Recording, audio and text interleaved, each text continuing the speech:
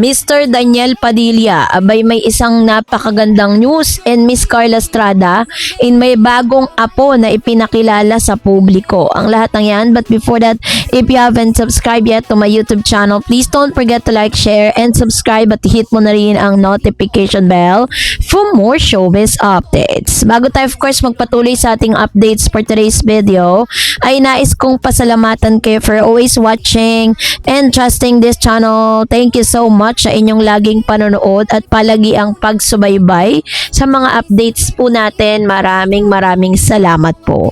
At ngayong araw, let's watch this video kung saan ay parang meron po sila ditong hinuhulaan po nila kung ano po yung magiging gender ng bagong apo at bagong pamangkin ni Mr. Daniel Padilla, no? Dahil it's a boy, sabi nga po ni Miss Carla. Sabi niya po sa kanyang IG, nag-post po siya kamakailan lang ng isang video na kung saan siya po ay beyond grateful dahil sa mga magagandang nangyayari ngayon.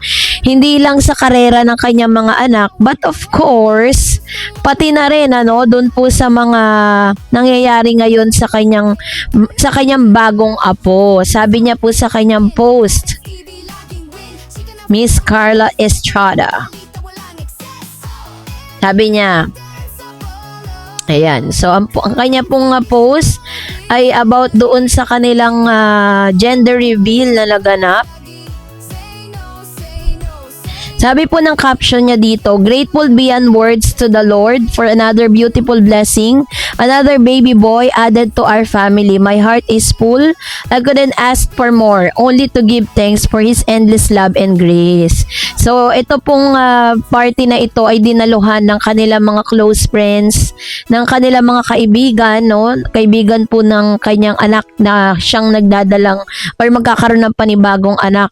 Ayan. So, dito po nandito rin si Miss Carla Estrada, maging si Mr. Daniel Padilla, at ang ilan sa kanila mga showbiz friends, no, na nakisaya at nakibahagi dito po sa event na ito. So, bagong add-on po sa pamilya ni Daniel.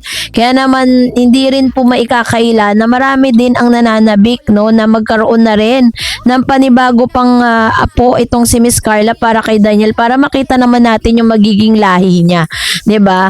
At ito'y may kinalaman dun po sa isang ganap kung saan si Mr. Daniel Padilla ay tinawag na bayaw, no, ng kuya ni Kayla na inamin ang relasyon ni Daniel. Netizen nagulat at kinilig.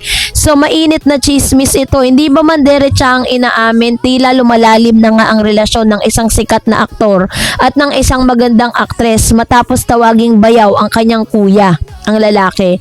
Usap-usapan ngayon sa social media ang viral na palitan ng mensahe ni na Luigi Mulak at Daniel Padilla kung saan mismong si kuya na ang nagbansag ng bayaw sa aktor. Isang salitang hindi basta-basta ginagamit kung walang malalim na pinanggalingan. Ayon po sa mga kumakalat na balita, simple lang sana ang eksena. Birthday greetings lang muna kay Daniel para kay Luigi. Pero, ang simpleng pagbate ay nauwi sa isang kilig overload matapos sagutin ito ni Luigi. Sabi niya, sa halip sa isang iglap nagliyab ang social media, ang salitang bayaw ay agad naging sentro ng usapan at naging dahilan ng walang tigil na spekulasyon ng netizen. So, pag tinawag kasi ang bayaw, ibig sabihin accepted ka na sa family, diba?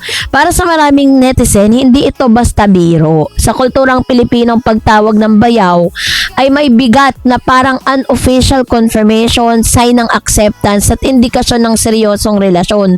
Kaya naman ang tanong lang lahat, ito na ba ang soft launch ng relasyon? Tanggap na ba ng aktor? Tanggap na ba si aktor sa pamilya? May kasunod na bang hard? Ang dagal na pong nag-soft launch tsaka hard launch, diba? Talagang lantara na nga itong si Daniel tsaka si Kayla, hindi na nga sila mapipigilan eh.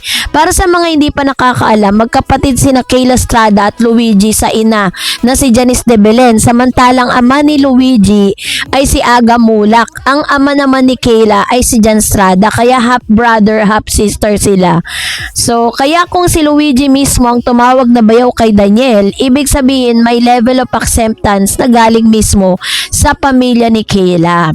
So, hindi rin also nagpahuli ang mga netizens sa kanilang naging reaksyon. Sa comment section pa lang, umaapaw na ang kilig. Sabi ng ilan, OMG, bayaw, totoo na ba to?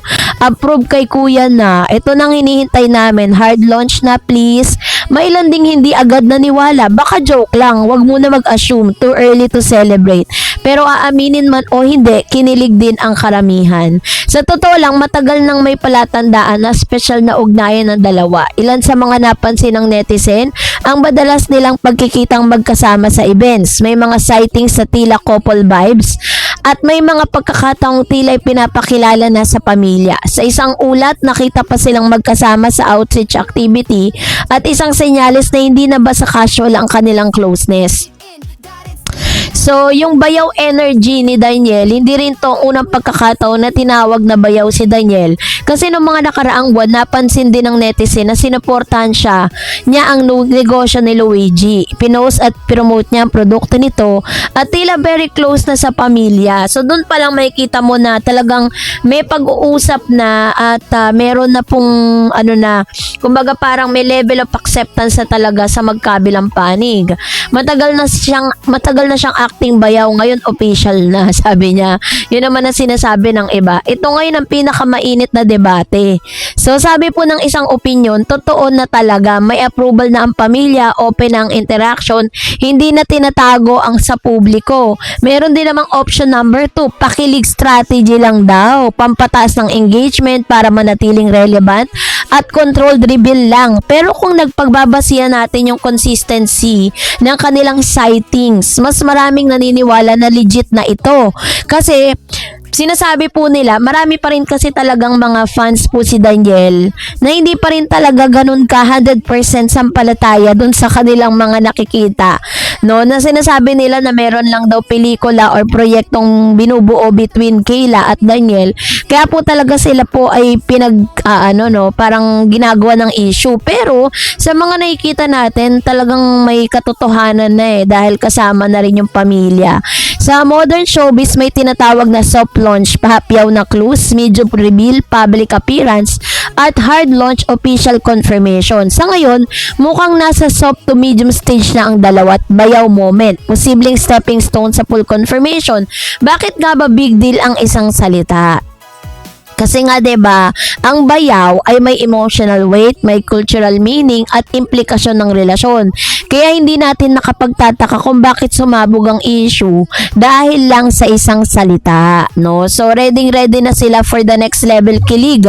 Sa dami ng mga kilig moments, naghihintay na lang ang mga netizen ng official announcement at umaasang may confirmation interview at umaasa na couple projects.